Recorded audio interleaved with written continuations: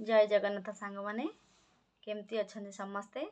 मु भलरे अच्छी आशा करछि आपण माने भलरे थिबे। अधिक शीत पड़ू कहा कहार हाथ फाटुची आ गोड़ फाटुची। हाथ गोड़ फटा को नहीं गोटे सुंदर घरोई उपचार मु आनी देखंतु मुठी खंडे लेंबू नहीं हलदी नहीं चामचे पेस्ट नहीं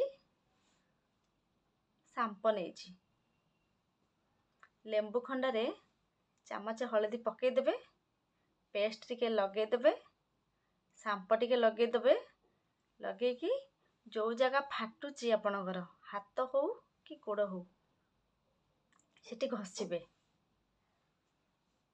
घसीबे एमती 4-5 दिन करंतु देखिबे आपणकर आउ हाथ कि गोड़ आउ फाटिबनी जते शीत पड़ले भी फाटिबनी। जदि वीडियोटी भल लगी लाइक करिवे जमार भूलिबेनी लाइक करिया पे शेयर करिवे सब्सक्राइब करदेबे।